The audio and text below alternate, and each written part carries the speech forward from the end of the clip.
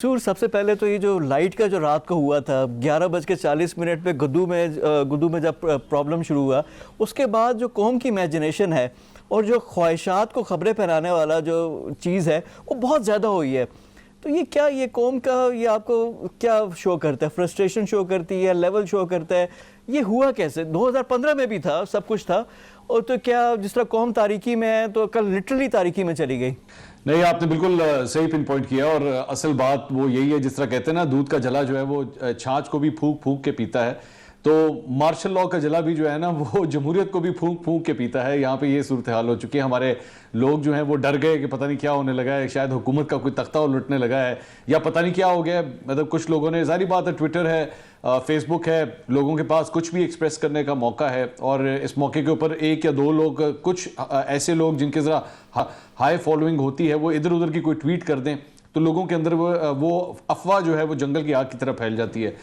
जब ये रात को वाकया हुआ तो आप यकीन कीजिए कि लाइट जानी क्या थी कि आधा पौना घंटा तो मैं दोस्तों की, रिश्तेदारों की फ़ोन कॉल्स जो है वो अटेंड करता रहा कि जनाब बताइए क्या हुआ है, बताइए क्या हुआ है। और मुझे उनको सेटिस्फाई करना पड़ा कि नहीं, कोई ऐसी बात नहीं है, it's just technical fault, it will take some time, आ जाएगी लाइट वापस, परेशान मत हो। क्योंकि जारी बात है, हमारे भी सोर्सेज होते हैं, आपके भी होते हैं, हमने लोगों को फ़ोन करके पता कर लिया था कि व्हाट्स रॉन्ग।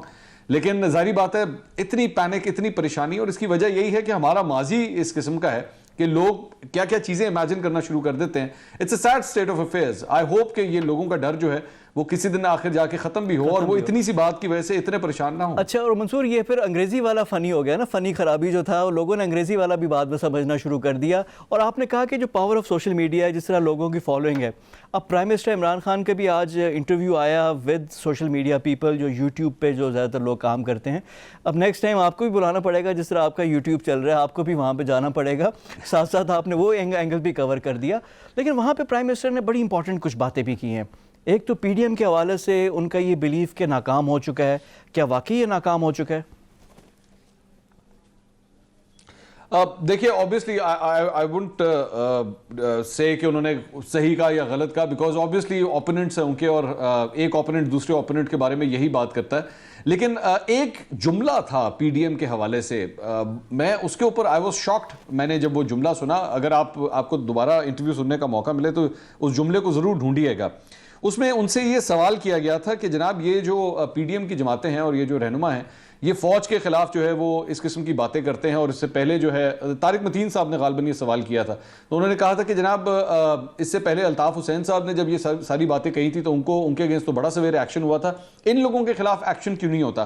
तो पहले तो उन्होंने उनको बुरा भला कहा, और वो करते करते करते करते एक उन्होंने एक लाइन बोल दी उसके अंदर, उन्होंने कहा इंसारों की ट्रीटमेंट होने वाली है।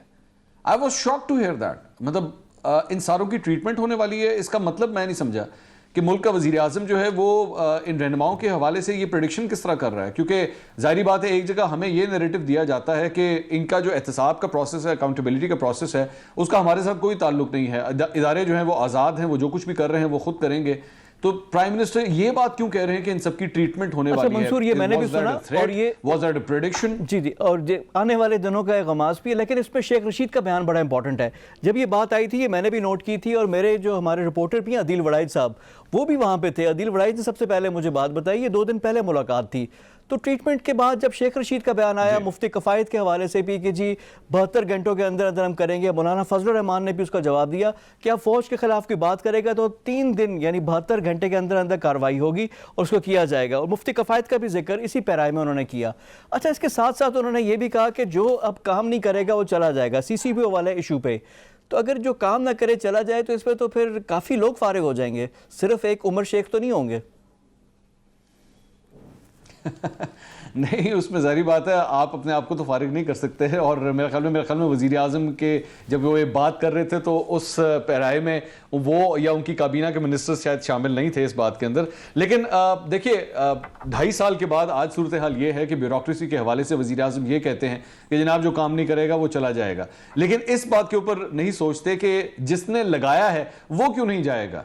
جو یہ اپوائنٹمنٹس کر دیتا ہے, جو ذاتی پسند یا ناپسند کے اوپر یا کسی کی سفارش کے اوپر یا کسی کے کہنے کے اوپر کسی کو لگا دیتا ہے, and one fine morning after 2 months 3 months یا 6 مہینے کے بعد پتہ لگتا ہے کہ نہیں یہ تو کام نہیں کر رہا ہے, اس کو فارغ کرو, تو آخر لگانے والے کے اوپر کسی قسم کا کوئی سوال نہیں کیا جائے گا, اس کی اکاؤنٹیبلٹی نہیں ہوگی کہ جناب یہ ہو کیا رہا ہے. آپ مجھے بتائیے کہ ایک افسر کو اگر آپ لگاتے ہیں, چلیں آپ اینکر ہیں, میں آپ کی ایک بات لے لیتا ہوں, اگر آپ ایک اپنا ٹاک شو شروع کرتے ہیں, میں ظاہری بات ہے میں بھی کرتا ہوں, آپ کو 2-3 مہینے جب آپ سٹارٹ کرتے ہیں کسی ایک چینل کے اندر, 2-3 مہینے تو آپ صرف اس کے جو نٹی گریٹیز ہیں آپ وہ ٹھیک کر رہے ہوتے ہیں. 2-3 مہینے کے بعد جا کے وہ کوئی سیدھا چلنا شروع ہوتا ہے, آپ کے پروڈکشن کے معاملات سارے ٹھیک ہوتے ہیں. تو ایک افسر جو جا کے ایک سیٹ کے اوپر بیٹھے گا, اس کو کم از کم اتنی دیر تو صرف لگتی ہے سمجھنے میں, فائلوں کو سمجھنے میں, ایشوز کو سمجھنے میں, ان کو میں نے ٹیکل کس طرح کرنا ہے, اور پتہ لگتا ہے 2 یا 3 مہینے کے بعد ہی جناب اوپر سے آرڈر آ گیا کہ جناب آپ کی ٹرانسفر ہو گئی, آپ فارغ ہو گئے, آپ کسی کام کے نہیں ہیں. سو آئی تھنک ہمیں ذرا وزیر اعظم کو یہ بھی یاد دلانے کی ضرورت ہے کہ ذرا سیلف اکاؤنٹیبلٹی بھی کیجیے, اپنی بھی, اپنے وزیر اعلیٰ پنجاب کی بھی, اپنے وزیر اعلیٰ کے پی کی بھی, کہ وہ قابل افسروں کو لگا بھی رہے ہیں یا نہیں لگا رہے, یا صرف اس چینجنگ کے اندر ہی, اس پروسیس کے اندر ہی 2.5 سال ہو گئے اور ہم اس چینجنگ کے پروسیس سے نکل ہی نہیں رہے ابھی تک. اچھا ہاں, اور منصور اس میں عثمان بزدار کے حوالے سے جو وزیر اعلیٰ پنجاب ہیں, ان کے تو کئی کمپیٹیٹر اب آگے ہوں گے, کیونکہ کل جب لائٹ گئی تو کافی لوگ تھے جو کہ محسوس کیا, جو پرائم منسٹر نے بات کی تھی کہ جو عثمان بزدار کے گھر میں لائٹ نہیں, ان کو پتہ ہے, ان کو احساس ہے. تو کل کافی لوگوں کو احساس ہوا ہوگا کہ لائٹ نہ ہونے سے کیا تکلیف ہوتی ہے اور لوگوں کو کیا ہوتا ہے. تو درد دل بھی اب والے کافی اب آگے ہیں. اب پرائم منسٹر کی جو ملاقات کے حوالے سے بات کر لیتا ہوں, اکانومی کے حوالے سے ہی از ویری کانفیڈنٹ. وہ کہہ رہے ہیں کہ جی اگلے 2.5 سال میں بہتری ہو جائے گی. اس کی کتنی امید ہے؟ اللہ کرے ہو جائے. میں ظاہری بات ہے چاہے بے شک ہم وزیر اعظم کے ناقد ضرور ہوں, لیکن دعا ہماری آج بھی یہی ہے, 2.5 سال کے بعد بھی یہی ہے کہ عمران خان صاحب کامیاب ہو جائیں. میں بالکل دل سے دعا کرتا ہوں کہ عمران خان صاحب کامیاب ہو جائیں. اس کی وجہ یہ ہے کہ ملک کے وزیر اعظم ہیں. ہم لوگ جب ان کی کامیابی کی دعا کرتے ہیں تو ہم پاکستان تحریک انصاف کے چیئرمین کی کامیابی کی دعا نہیں کر رہے, ہم ملک کے وزیر اعظم کی کامیابی کی دعا کر رہے ہیں. اگر ملک کا وزیر اعظم کامیاب ہوگا تو ملک کامیاب ہوگا. 2.5 سال کے بعد بھی اگر ان کے اوپر ہم تنقید بھی کرتے ہیں کہ جناب آپ بے شک پہلے یو ٹرنز لیتے تھے, آپ کے وعدے پورے نہیں ہوتے, آج بھی آپ کی پالیسیز کے حوالے سے آپ کو سمجھ نہیں آ رہی کہ ملک کی ڈائریکشن کس طرف لے کے جانی ہے, تو وہ بیسکلی ایک تعمیراتی تنقید ہے. لیکن دعا یہی ہے کہ اللہ کرے یہ بے شک ہر امتحان میں فیل ہوتے جا رہے ہیں, لیکن اگلے امتحان میں ضرور پاس ہو جائیں, اگلے ٹیسٹ میں ضرور پاس ہو جائیں. امیدیں تب بھی برقرار ہیں, لیکن ظاہری بات ہے ہماری امیدیں بے شک برقرار ہیں, میڈیا کے اندر اور لوگوں کی امیدیں ضرور برقرار ہیں, لیکن ایک عام آدمی جو سڑک کے اوپر کھڑا ہوا ہے, جو اپنے بچوں کی روزی روٹی کمانے کے لیے نکلتا ہے گھر سے, اس کی امید کس حد تک, کتنی دیر تک جو ہے وہ برقرار رہے گی, یہ کہنا بڑا مشکل کام ہے. اور میرے خیال میں جب بھی اگلے جنرل الیکشنز ہوں گے تو پتہ لگ جائے گا کہ ان کی روزی پکچر جو ہے وہ کامیاب ہوتی ہے ان کو ووٹ دلانے میں, یا جو پرفارمنس ہے وہ کامیاب ہوتی ہے یا وہ ناکام کرتی ہے. اچھا منصور, جنرل الیکشن تو بہت آگے ہیں, لیکن ابھی بائی الیکشن اب آ رہے ہیں. 18 جنوری سے سٹارٹ ہو رہے ہیں. سندھ میں عمر کوٹ میں ایک حلقہ ہے جس میں G D A versus Pakistan Peoples Party بھی ہے, اور پھر یہ 9 سیٹیں ہیں قومی اور صوبائی ملا کر. ان میں سے جو اپوزیشن کی حکمت عملی تھی کہ الیکشن میں حصہ نہ لینے والی, وہ کتنی درست تھی؟ کیونکہ 9 سیٹیں میں سے دیکھ لیں 8 تو اپوزیشن کی تھی, پی ڈی ایم کی سیٹیں تھیں, تو یہ تو فری ہینڈ دے رہے تھے. اور یہ الیکشن میں اگر پی ڈی ایم اپنی سیٹیں واپس لے کر آتا ہے, نیریٹو ہے, بیانیہ ہے, ظاہری بات ہے لوگ ووٹ کاسٹ کریں گے, تو یہ تو ایک اچھی چیز آ جائے گی, ایک طرح سے پہلے ہی ٹیسٹ ہو جائے گا لٹمس کہ عوام کی نبض کدھر ہے. نہیں, میرے خیال میں آئی ایگری ود یو. اور obviously اگر یہ اس کا جو رزلٹ آتا ہے, اگر اپوزیشن کے فیور میں آتا ہے, تو وہ پی ڈی ایم کے تمام جماعتیں جو ہیں وہ یہ کہنے کے اوپر جو ہے آ جائیں گی کہ جناب دیکھیں ہم تو کہہ رہے تھے کہ ہماری تحریک میں جان ہے اور ہمیں بلا وجہ انڈر ایسٹیمیٹ کرنے کی کوشش کی جا رہی ہے.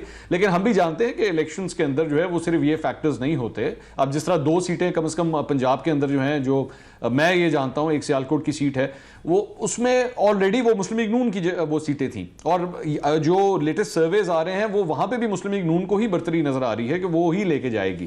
تو صرف یہ کہہ دینا کہ جناب اس کی وجہ سے حکومت جو ہے وہ پٹ گئی ہے یا حکومت کو ووٹ نہیں پڑے, ہاں اگر تو یہ ہوا کہ 2018 کے الیکشنز میں جتنے انہوں نے ووٹ لیے تھے اگر یہ اتنے ووٹ لینے میں بھی کامیاب نہ ہوئے تو پھر تو حکومت کے اوپر واقعی تنقید کی جا سکے گی کہ جناب آپ تو وہ جو پچھلا آپ کا ووٹ بینک تھا آپ اس کو بھی کیری نہیں کر سکے. لیکن صرف یہ کہہ دینا کہ جناب اس کی وجہ سے ہم یہ ازیوم کر لیں کہ حکومت فیل ہو گئی ہے, میرے خیال میں that will be far fetched. اور یہاں پہ اپوزیشن کو بھی ذرا تھوڑی سی تنقید کا نشانہ بنانا چاہیے کہ آخر یہ کتنا بڑا یو ٹرن لینے لگے ہیں.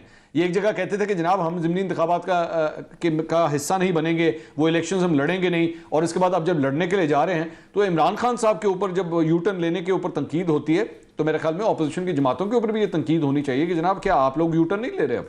جی بالکل, لیکن یہ یو ٹرن اس پہ تھا, سینٹ کا الیکشن بھی تھا کہ اس سے پہلے مستعفی ہو جائیں گے, وہ بھی واپس اب سینٹ پہ بھی یہ لوگ جا رہے ہیں, کر رہے ہیں. اب یہاں پہ دو ایک طرح سے ایک رائے, ایک ہارڈ لائن ہے اور ایک یہ ہے کہ بیچ میں سے کوئی راستہ اور انٹیلیجنٹلی کریں.